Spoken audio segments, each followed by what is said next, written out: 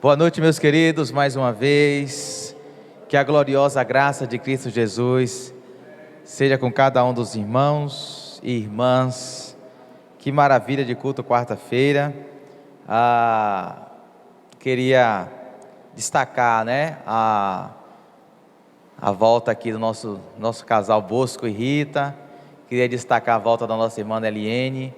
E queria destacar o testemunho da nossa irmã Eliene contou aqui mais cedo, e o apelo que o irmão Ailton fez aqui. Vocês conseguem perceber que o testemunho que a irmã Eliene falou aqui tem tudo a ver com aquilo que a gente vem falando, da gente intencionalmente se direcionar na vida do outro, do vizinho, do colega, de um familiar, para orar por ele, para compartilhar da palavra com ele. A gente se move intencionalmente para fazer coisas simples. Eu posso orar por você, eu posso falar de Jesus por você, e aí a gente manter um relacionamento intencional. Mas existe também um lado que o irmão Ailton, o ministério que Deus colocou no coração dele. Sem o ministério que o irmão Ailton realiza, o chamado dele, sem esse ministério, sem esse lado, a grande comissão fica incompleta. É preciso que alguém vá, pregue o evangelho, para que as pessoas se convertam, mas é preciso de gente, como o exemplo que a irmã Eliene colocou aqui, para cuidar. São dois braços, como um avião que tem duas asas. Um prega, um tem o ministério de pregar, de sair pelas ruas, pelas praças, pelos sertões da vida, chega lá, anuncia o evangelho, pessoas se convertem lá, mas quem é que vai cuidar dessas pessoas? Quem é que vai orar por elas? Quem é que vai ensinar o evangelho para elas? E aí vem o exemplo da irmã Eliene. Nós fomos chamados para pregar, para anunciar, no poder do Espírito Santo, para que pessoas se convertam e para a gente cuidar dessas pessoas. Então Deus tem colocado pessoas na sua vida. Imagine se cada membro dessa igreja, cada pessoa acompanhasse uma pessoa. Eu vou acompanhar, eu vou me relacionar intencionalmente na direção de uma pessoa, um familiar meu, um amigo meu. Nós estamos em mais ou menos 30, 35 pessoas. Imagine aí, seriam mais 35 pessoas que essa igreja estaria alcançando e se movendo na direção. Imagine se esse número fosse 50, 100 pessoas. Agora é preciso a gente buscar o poder do Espírito Santo e pedir a Ele: Deus, me dê o Teu poder, me dê a Tua sabedoria, para que eu seja intencional, para falar do Teu Filho Jesus e para orar por essa pessoa. Amém? Quando vem aqui o momento missionário, nós estamos enfatizando isso muito bem. O momento missionário, as campanhas de missões, não é um momento aqui em que vem o Ministério de Missões apresentar um vídeo, apresentar algo. Não, é um convite para a igreja, para nós, de que existe uma missão inacabada. Existe uma missão inacabada, a missão de fazer discípulos de Jesus até os confins da terra. E essa missão não é a missão do irmão Ailton, não é a missão do grupo de Ministério de Missões e Evangelismo, não. Essa missão é nossa. Essa missão é da Igreja Batista da Graça, essa missão é das igrejas espalhadas aqui na nossa cidade. Tá bom, meus irmãos? Que Deus em Cristo vos abençoe, Deus em Cristo abençoe o nosso irmão Ailton nessa viagem, e Deus em Cristo abençoe a nossa campanha de missões. No poder do Espírito Santo, vamos completar a missão. Meus amados, eu gostaria de que você abrisse a sua Bíblia. No meio de semana, nós trabalhamos os Salmos, nós já estamos no Salmo 21, o Salmo 21 faz parceria com o Salmo 20, se Deus quiser nós vamos trabalhar pelo menos até o primeiro livro dos Salmos, Depois a gente vai trabalhar outros livros da Bíblia no meio da semana. Salmo 21, eu estou lendo na versão NVI,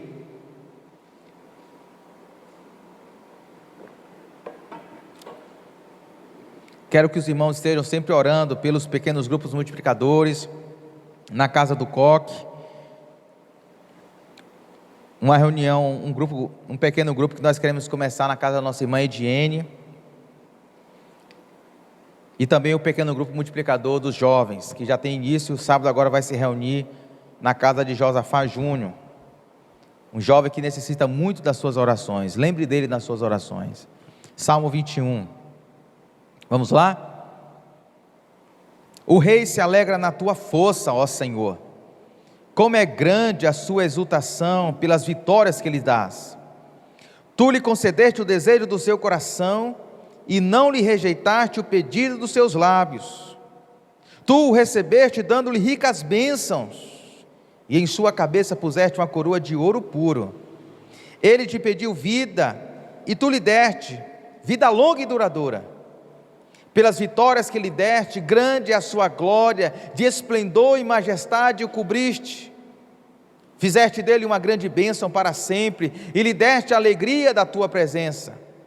O rei confia no Senhor, por causa da fidelidade do Altíssimo, ele não será abalado. Tua mão alcançará todos os teus inimigos, tua mão direita atingirá todos os que te odeiam.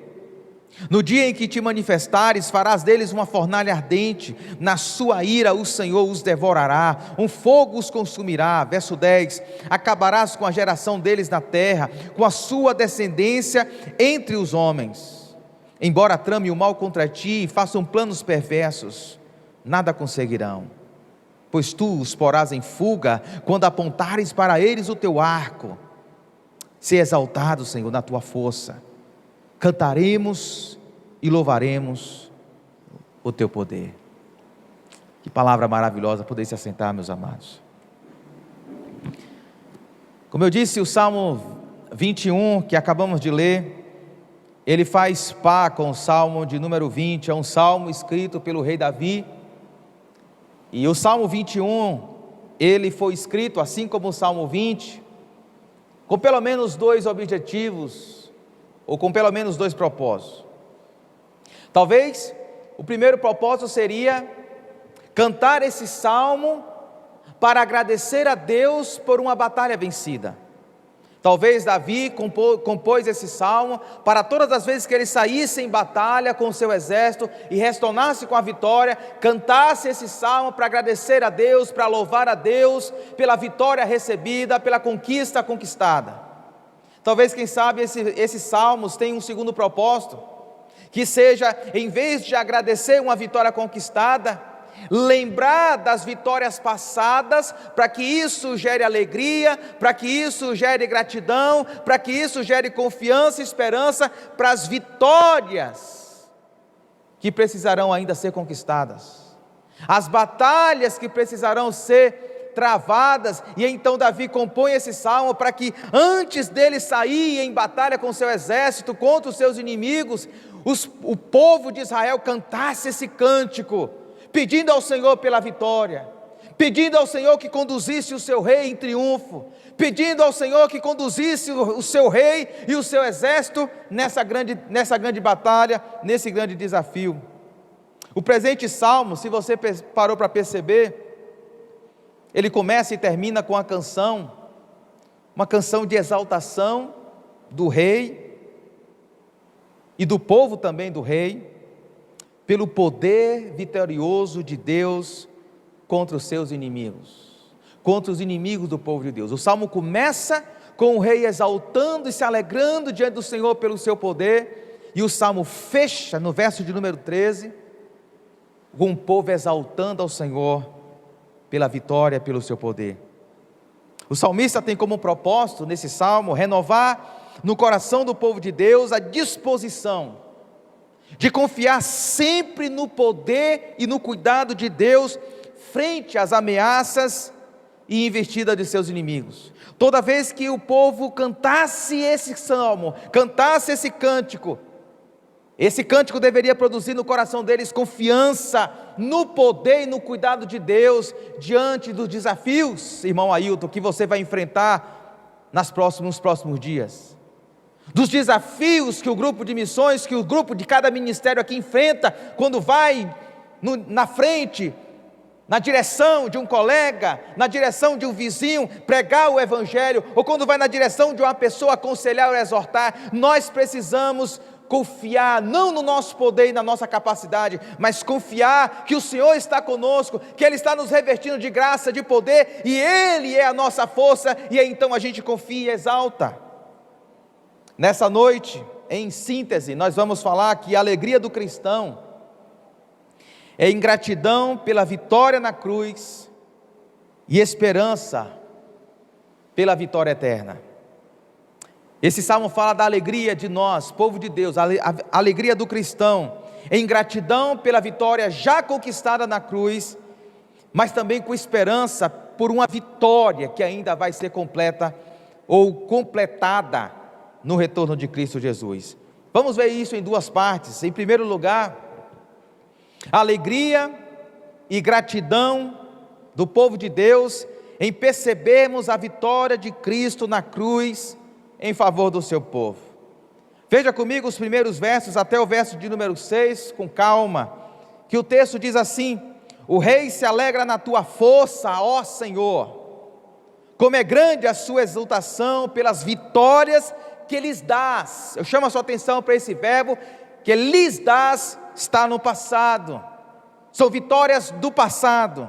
Verso 2: tu lhe concedeste o desejo do seu coração, e não lhe rejeitaste o pedido dos seus lábios.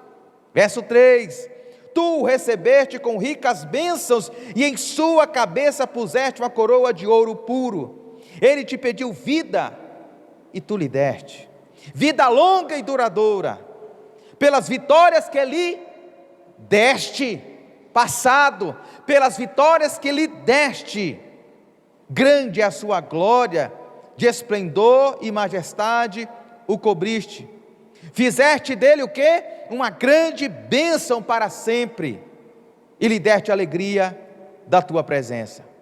Perceba, meus queridos, que nesses primeiros 6 versículos que nós lemos desse salmo tão importante, nós percebemos que esses versículos falam da expressão de Davi, da expressão do rei, em alegria, em júbilo, em exultação. Pelo quê, pastor?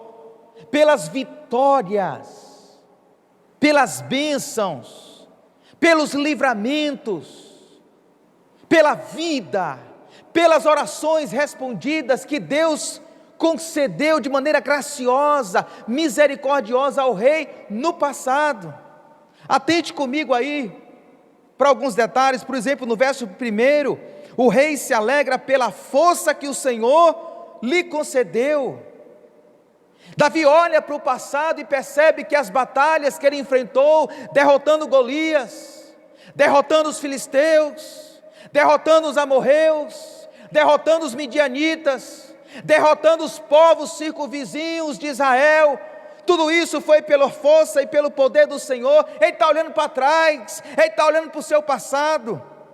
No verso 1, no verso 5, Davi se alegra pelas vitórias que o Senhor lhe concedeu. Todas as vezes que Davi empregou uma batalha, toda vez que Davi se uniu com o seu exército para uma jornada na direção de um inimigo, na direção de uma nação inimiga, Davi teve êxito, Davi teve vitória. E quando ele percebe essas vitórias, ele não acredita as suas vitórias ao seu exército, às suas estratégias, à sua inteligência, ao seu poderio bélico. Ele diz: obrigado, Senhor, eu me alegro porque as vitórias que eu obtive no campo de batalha vieram do Senhor, vieram do Senhor. É o Senhor que me concedeu vitórias, passado, vitórias passadas. Davi também se alegra, e essa alegria gera gratidão. Por exemplo, verso de número 2, pelas orações respondidas.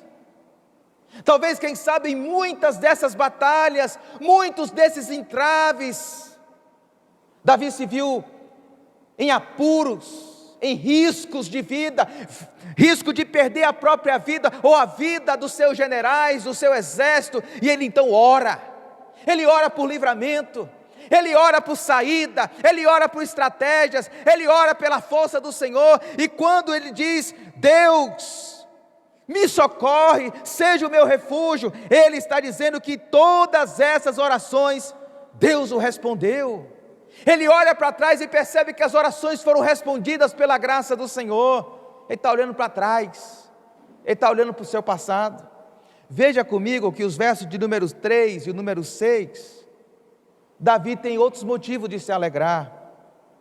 O rei se alegra pelas ricas bênçãos que o Senhor lhe concedeu. Veja comigo o verso 3: tu o recebeste, dando-lhe ricas bênçãos. Ricas bênçãos. Davi se alegra pelas bênçãos. E que bênçãos são essas? Nós poderíamos perguntar a Davi. Que bênçãos são essas que ele está se alegrando e agradecendo a Deus? Davi identifica no verso 3 honra, porque ele diz assim, tu o recebeste, dando-lhe ricas bênçãos, e em sua cabeça puseste uma coroa de ouro puro. O que é isso, irmãos? Receber na cabeça um rei, receber na cabeça uma coroa de ouro puro, isso é honra. Porque quando um rei era derrotado, um rei inimigo era derrotado, a primeira coisa que o rei conquistador fazia era arrancar da cabeça do rei derrotado a sua coroa, significando desonra. Davi está dizendo que Deus colocou sobre ele uma coroa de ouro. Ele honrou Davi. Que mais? Veja o verso 4, que Davi recebe de Deus longevidade. O verso 4 diz assim: ele te pediu vida, e tu lhe deste vida longa e duradoura. Meus amados e queridos irmãos, o que é ter vida longa e duradoura? Para quem vive das batalhas, para quem vive travando guerras nos campos de batalha, são livramentos. Um soldado, quando vai para a guerra, ele não pode garantir por si mesmo que ele vai voltar para a sua família, que ele vai voltar para a sua terra. Se Deus não o conduzir, se Deus não o trouxer, ele não pode garantir que ele vai voltar. Ele pode morrer e tombar morto no campo de batalha. Davi está pedindo, Davi está agradecendo a Deus pelas bênçãos, e as bênçãos dos livramentos. Quantos livramentos Deus deu a esse homem? Que mais? Verso 5 diz de glória, que o verso 5 diz assim: pelas vitórias que ele deste, grande é a glória que Deus deu àquele homem.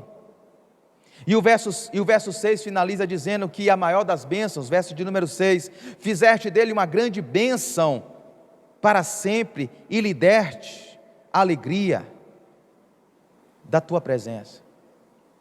Davi olha para trás, meus irmãos, como se estivesse olhando para o retrovisor, como se estivesse fazendo uma espécie de retrospectiva da sua caminhada com Deus, nas batalhas, nos entraves, e ele percebe o poder de Deus na sua vida, ele percebe vitórias, ele percebe orações respondidas, ele percebe bênçãos sem fim.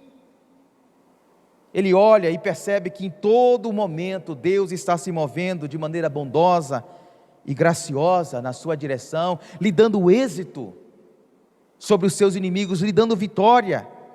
E então ele compõe esse salmo, para que esse salmo, todas as vezes que o povo de Deus cantasse esse salmo, o povo se alegrasse, o povo se exultasse, e o povo exultasse e se alegrasse em gratidão a Deus, por tudo quanto Deus já fez nas nossas vidas, e isso daria ânimo, seria como um tônico para a gente continuar a caminhada com Deus. Mas quando eu olho para esse salmo,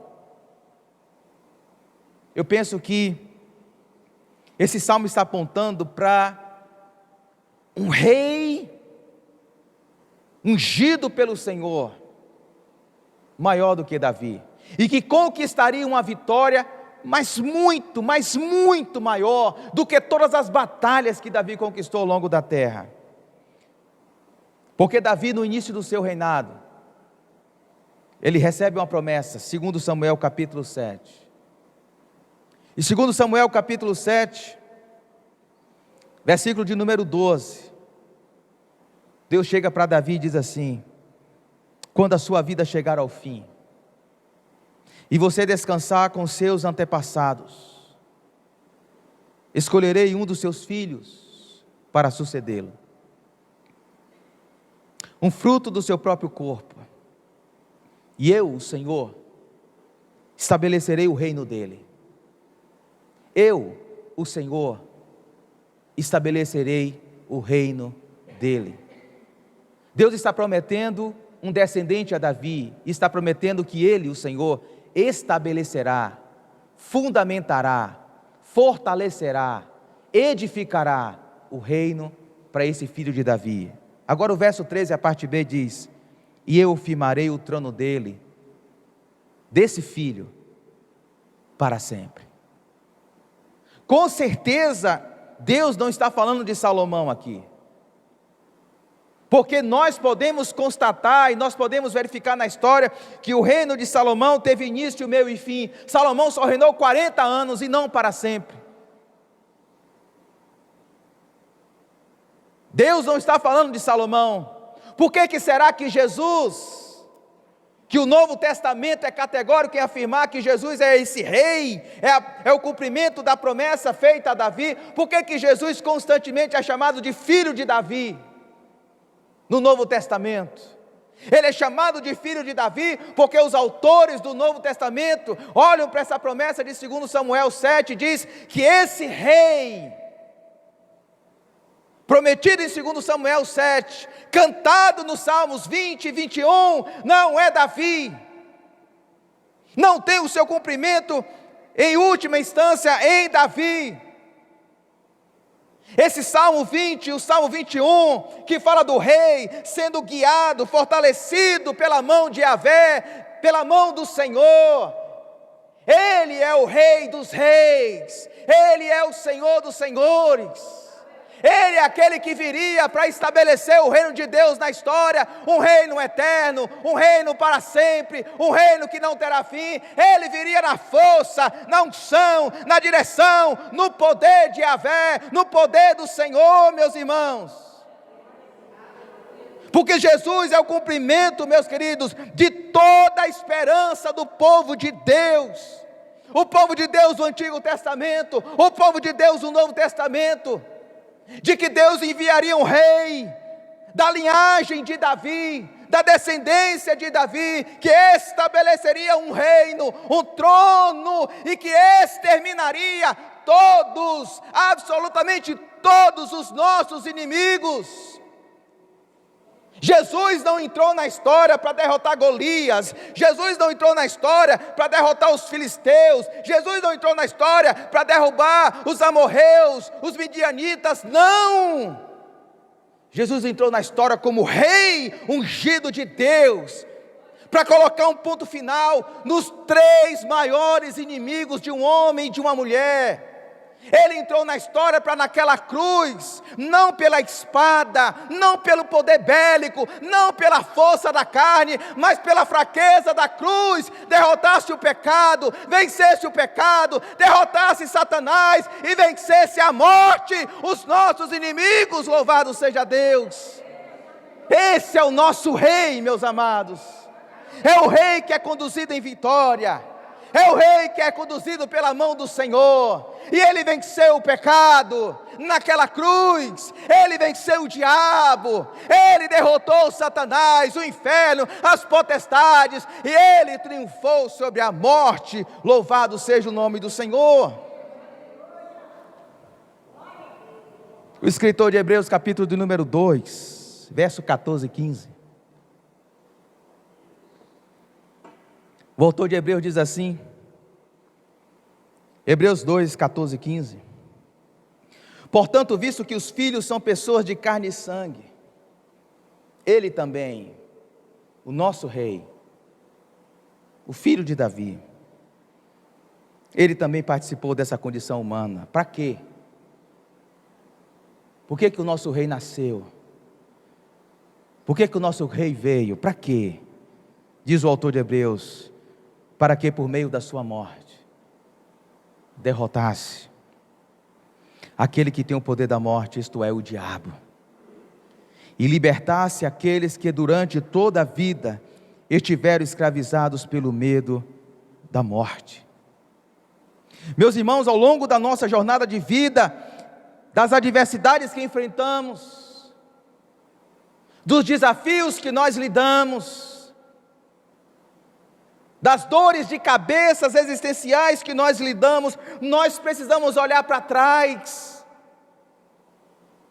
Assim como o Salmo 21, o salmista olha para trás e percebe o poder de Deus, percebe as vitórias de Deus, percebe a graça de Deus. Assim também nós precisamos olhar para trás e perceber o amor, a graça, a misericórdia de Deus, a vitória de Deus já conquistada por nós na cruz. Tudo aquilo que nós precisamos já foi conquistado por nós em Cristo Jesus. Nós precisamos nos alegrar nisso, nós precisamos agradecer, obrigado Jesus. Às vezes quando nós lidamos com os nossos problemas, às vezes quando nós lidamos com dificuldades, desafios na vida, seja eles lá quais forem, podemos perder a alegria, podemos perder o ânimo,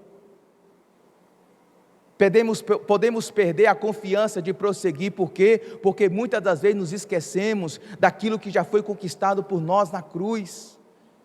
A vitória cabal, Jesus Cristo, sobre os meus pecados, o meu maior inimigo, Ele já me libertou.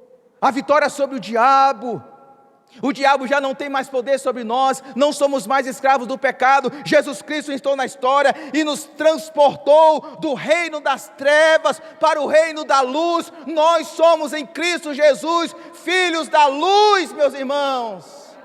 Às vezes a gente se esquece disso.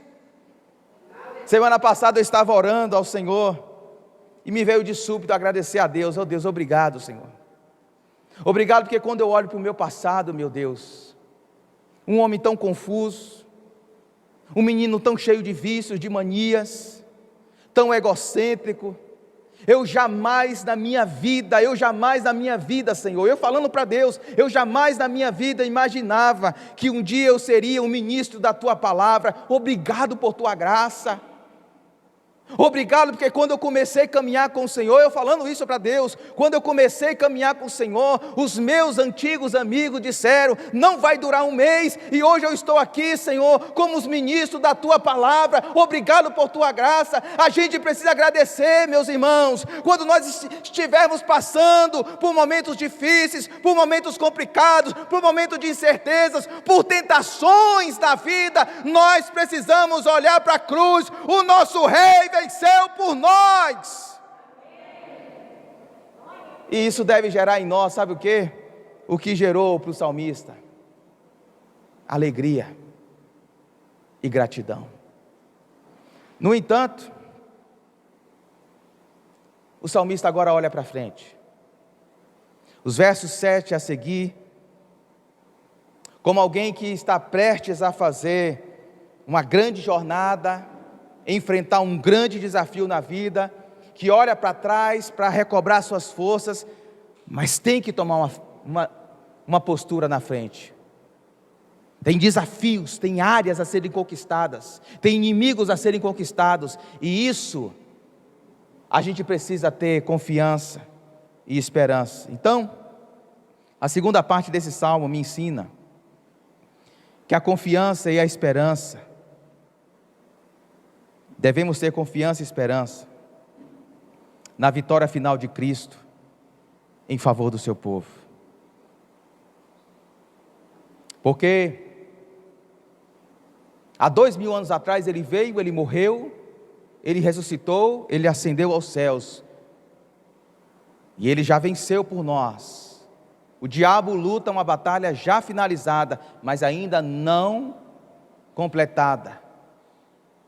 Jesus Cristo precisa voltar para finalizar, para completar o seu reino. Olha, veja comigo o verso número 7, e perceba comigo que agora os verbos já mudam. Se até o verso de número 6, o salmista está usando os verbos no passado, olhando para trás, agora ele está olhando para frente, para os desafios que estão surgindo e que ainda falta conquistar. O verso 7 diz assim: o rei confia no Senhor. Por causa da fidelidade do Altíssimo, verso 7, ele não será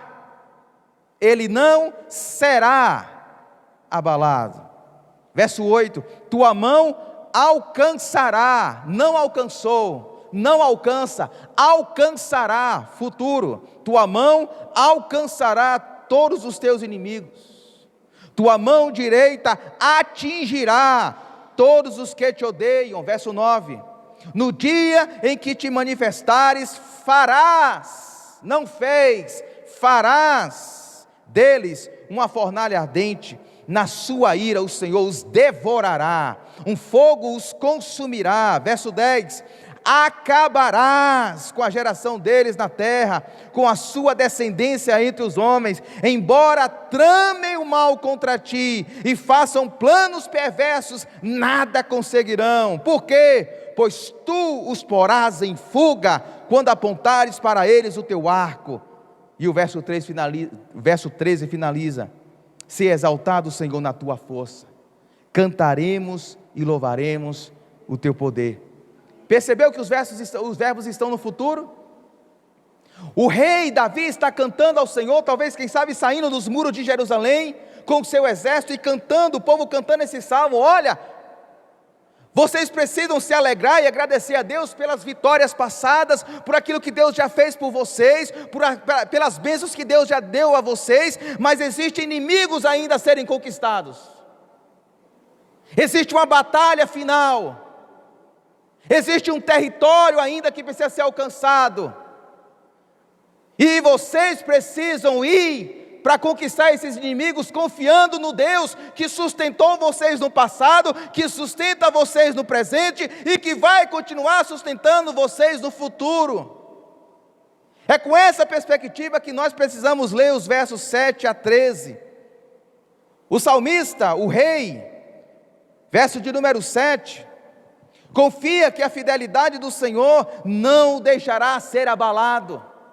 A confiança de Davi, a confiança do povo de Israel, e Davi está escrevendo justamente para fomentar fé e confiança no povo, é de que a fidelidade de Deus, não as suas capacidades, não as suas trincheiras, não seus armamentos, a fidelidade do Senhor, o amor fiel de Deus, é que não deixará que eles sejam abalados. O verso 8 ainda diz assim, que o rei confia que a mão do Senhor alcançará todos os seus inimigos.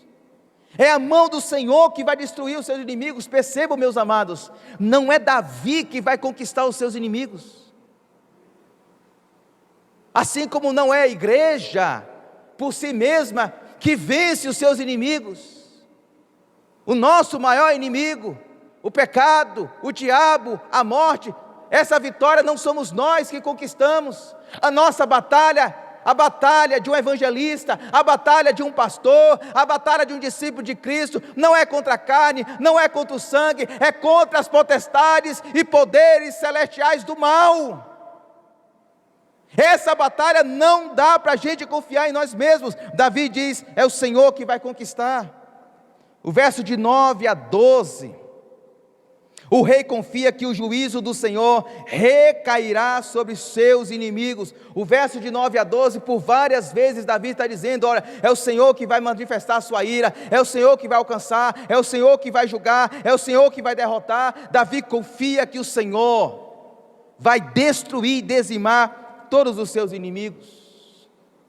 O rei Davi confia que é o Senhor que de fato irá batalhar em favor e no lugar do seu povo. Será Deus e não o homem quem dizimará os inimigos do seu povo. E a resposta que Deus requer de nós, de Davi na sua época, do exército de Davi na sua época, e de nós, Igreja Batista da Graça, no século 21, qual é a resposta que Deus espera de nós, diante da convicção de que é Ele que vai na nossa frente, de que é Ele que está nos conduzindo nas nossas demandas domésticas, nas batalhas que travamos com os nossos filhos, nas batalhas que nós travamos com os nossos vizinhos, com os nossos colegas, no evangelismo, no discipulado, porque essa relação discipuladora, esse mover discipulador é batalha. São portas que se fecham, são pessoas que não querem ser acompanhadas, são batalhas. Davi escreve dizendo o seguinte, que a resposta que Deus espera de nós é confiança. Porque o verso 7 diz assim, o rei confia no Senhor.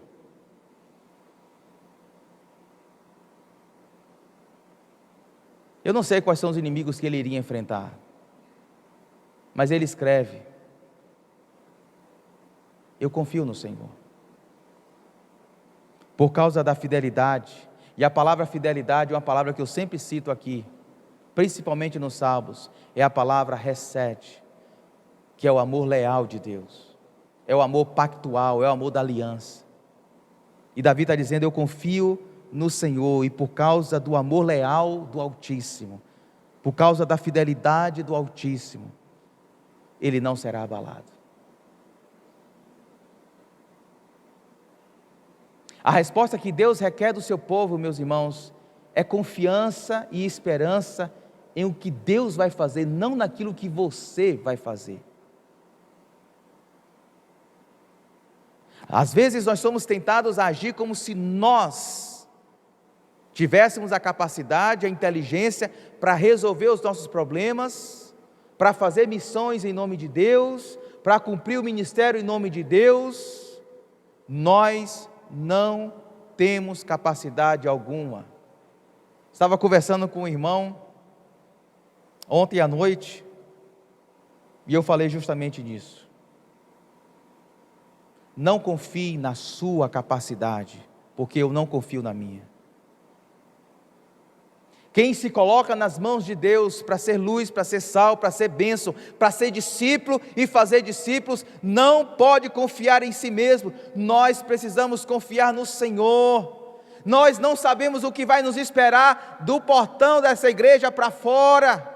Nós precisamos confiar no Senhor. Porque por mais que Cristo na cruz tenha conquistado e garantido a nossa vitória, a vitória da igreja contra o pecado, contra o diabo e a morte, essa batalha ainda não foi consumada. Nós lidamos com o mundo que está em queda, nós lidamos com o mundo que está em corrupção. Nós, como cristãos, ainda lutamos com a nossa natureza caída, meus irmãos.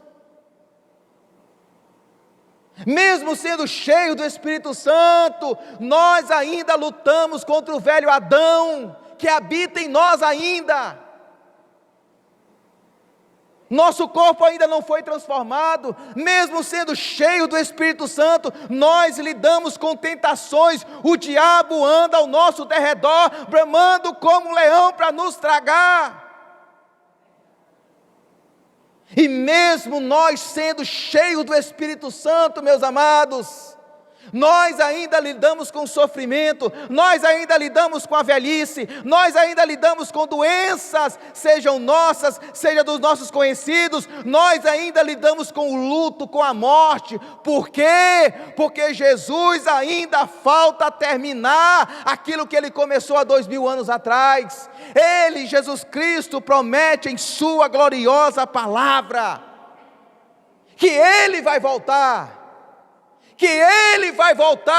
montado no cavalo branco, e Ele vai colocar, literalmente, todos os nossos inimigos debaixo dos seus pés.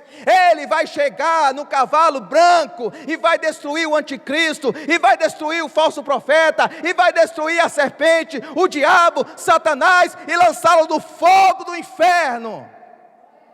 Ele vai voltar, meus amados irmãos, e quando Ele voltar, aqueles que perseverarem em Cristo Jesus, aqueles que estiverem em Cristo Jesus, vão receber um corpo glorificado. Não vai ter doença, não vai ter mais morte, não vai ter velhice, porque nós receberemos um corpo de glória. Louvado seja Deus. Meus amados, quando Ele voltar, Ele vai sepultar, Ele vai enterrar a morte, e nós vamos cantar: cadê morte a tua vitória? Cadê morte a tua vitória?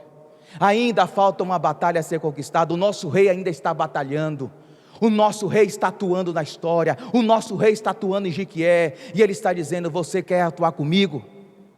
Igreja Batista da Graça, você quer atuar comigo? O Espírito Santo que nós adoramos é o Espírito de missões. O Cristo que nós adoramos é o Cristo de missões. O Pai que nós adoramos é o Cristo de missões. E Ele está agindo, e Ele está atuando, Ele está destronando o império das trevas, e Ele está recrutando homens, mulheres, crianças, jovens e adolescentes para fazer parte desse exército.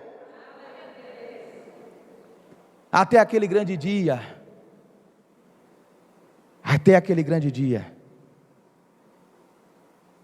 onde Ele perguntará para nós: o que você fez com as oportunidades que eu te dei?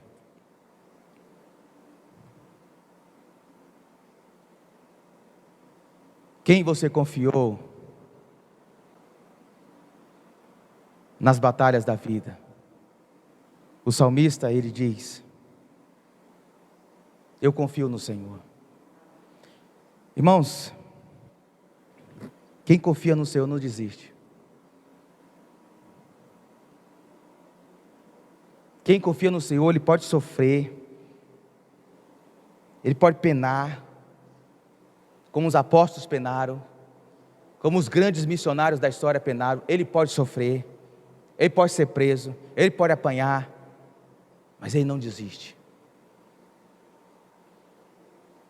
Quem confia no Senhor não abre mão, ele persevera. Quem confia no Senhor pode chorar, pode fraquejar, pode ter momentos que tenha medo, mas ele não abre mão do propósito de Deus para a sua vida. Eu quero finalizar, porque o verso 13 diz assim: é o povo que está cantando, não é mais o rei, é o povo. Ser exaltado, Senhor, na tua força. E nós cantaremos e louvaremos o teu poder. Naquele grande dia, meus irmãos, talvez esse seja um dos cânticos que nós vamos cantar. Quando nós vemos as pessoas que nós nos movemos, e Cristo se libertou por nosso intermédio, e Cristo derrotou o diabo, o inferno, a morte, os pecados, por nosso intermédio Ele nos usou, e a gente vai olhar, e a gente vai dizer: seja exaltado, Senhor, na tua força. E nós, eternamente, cantaremos e louvaremos o teu poder. Ao longo da sua jornada como discípulo de Cristo, em primeiro lugar, procure, em momentos de grandes adversidades, medos e incertezas, relembrar a vitória de Cristo na cruz por você. Tenha alegria e gratidão. Em segundo lugar, procure em momentos de grandes adversidades, medos e incertezas, fortalecer sua confiança e esperança na vitória eterna de Cristo em face de nossos inimigos. E isso deve gerar em nós confiança e esperança. Vamos orar? Talvez você precise de uma dose de confiança e esperança. Talvez, quem sabe, você precisa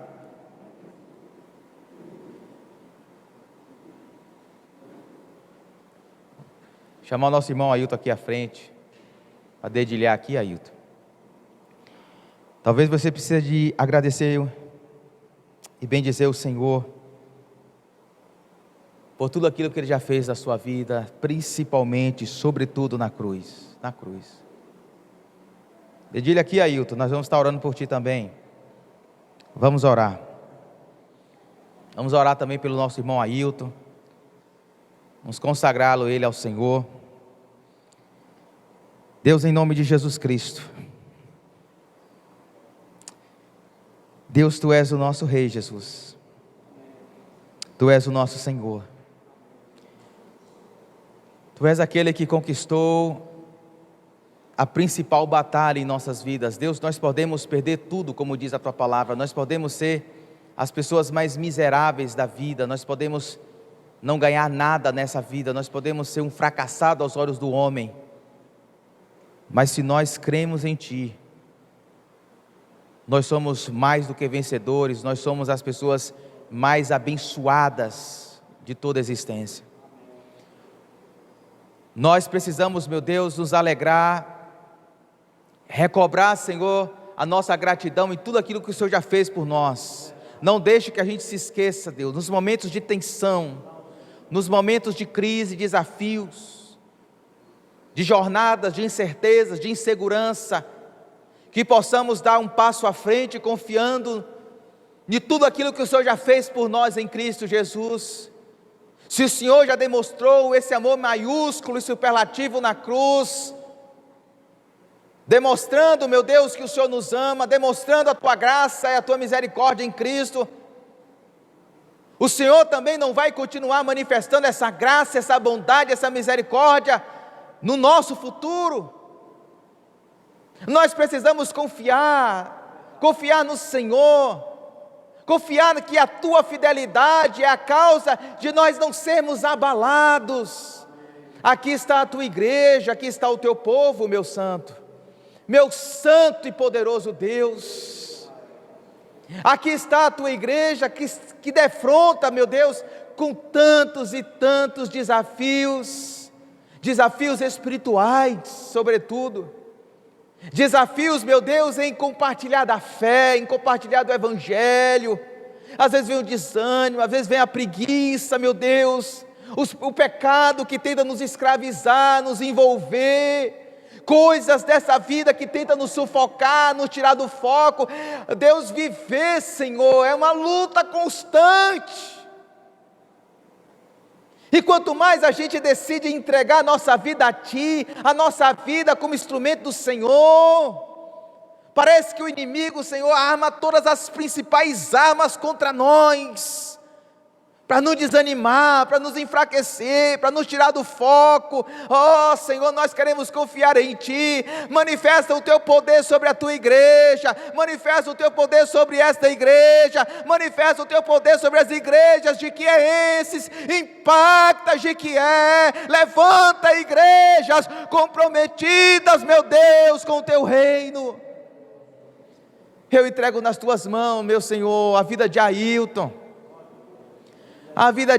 Senhor, e de tantos e tantos outros missionários, missionárias, que vão, Senhor, por essas estradas baianas, estradas brasileiras, tantos e tantos missionários que saem, se sacrificam, se expõem a tantos perigos, a tantas oposições, passando necessidades, escassez, meu Senhor, os reveste de graça, os reveste de poder, os reveste de autoridade, dê sabedoria, dê discernimento, coloque Tuas palavras. A Tua palavra diz, meu Deus, que o Teu Espírito Santo fará lembrar-nos das Tuas palavras.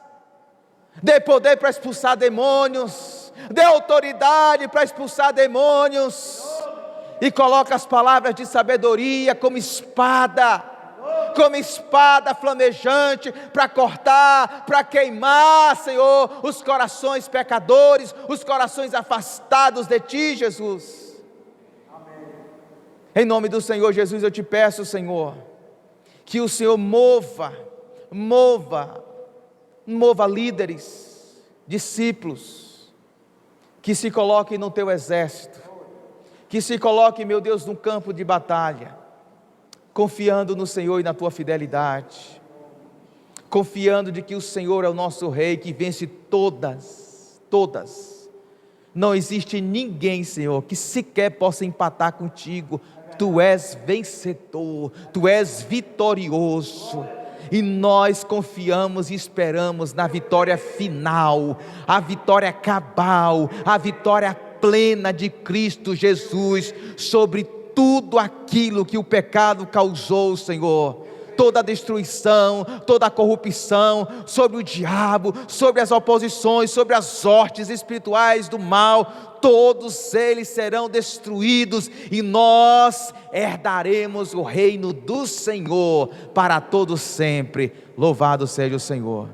Que o amor de Deus, que a graça e a paz de nosso Senhor e Salvador Jesus Cristo e as consolações do Espírito Santo de Deus sejam com todos nós, desde agora e para sempre. Amém. Amém, meu irmão.